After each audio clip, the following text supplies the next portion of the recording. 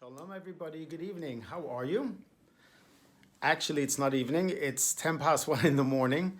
I came in the office just to wrap up some work a few hours ago. I got caught on some emergency phone calls, and I said to myself, I'm heading home, going to bed. Tomorrow's another day. I will do the blog Erev Shabbos. It's okay.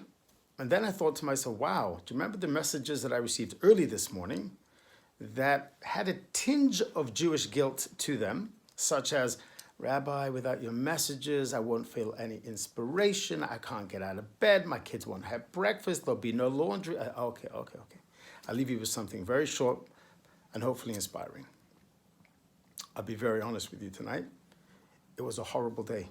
Today, almost everything went wrong, both professionally, administratively, but moreover outside. The news coming in was bad. There were one emergency after another. I wasn't hearing good reports about loved ones. And I'm like, I'd rather not share at all than share a message that's not uplifting. What should I do? And I said, you know what? Maybe I should challenge myself to think about the negative things that happened today and see if I can find anything positive in them. And I sat down and I wrote almost everything out that happened today, like, headliners. And then I realized there were some really special things that happened today. I'm going to leave you with two.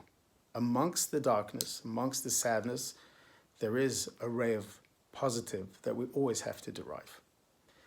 As I mentioned to you yesterday, my dear friend lost his father. And just before, I wanted to go pay a shiva call, but you can't. And I called him up and we had a Zoom meeting. Now, I can imagine he's very popular and there would have been hundreds of people. I would have got a few words in edgeways. And here we had a 45-minute one-on-one meeting that we were able to reminisce, talk, and just have that beautiful personal connection that I would not have had it not been on Zoom. Okay, it's not a good thing that happened, but hopefully brought him some joy and some solace. And it did actually. He told me, interestingly enough, not only is it so crazy what's going on in the world and to lose a father is everything, but to lose a father where there's so many other people being lost and nobody can come to your funeral because everyone's so worried about everything else, almost takes away from your ability to mourn properly. I never thought of it that way. It's powerful.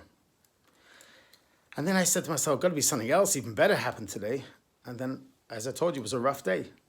I received a phone call at 10 o'clock in the morning. A member of the community's mother passed away in Florida, relatively sudden, and can't be with her, don't know what's going to be with arrangements, and the person's just so distraught. So I try to do what rabbis should do and bring some comfort.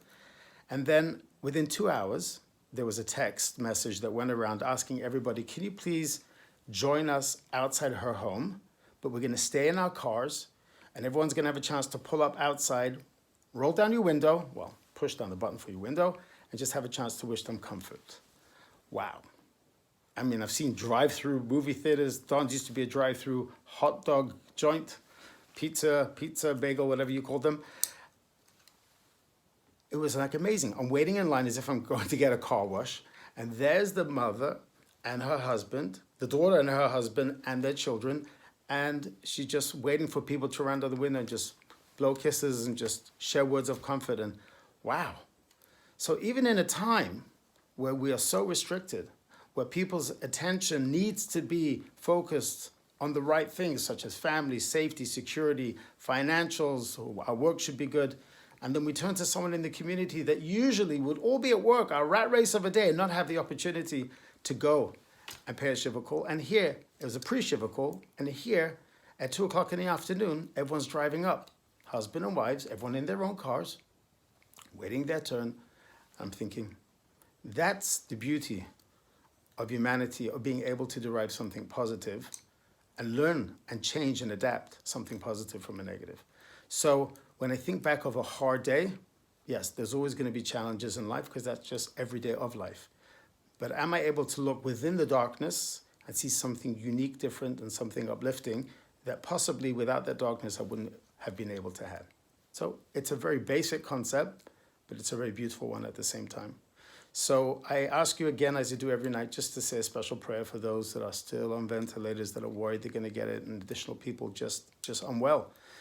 We can't forget those in hospitals, and also thank those serving, because every day I'm hearing more and more from the doctors how they need the medical supplies, and we're providing it for them, and they're thanking us for that. So I thank you. I wish you a beautiful night. It's under 5 minutes, and shalom.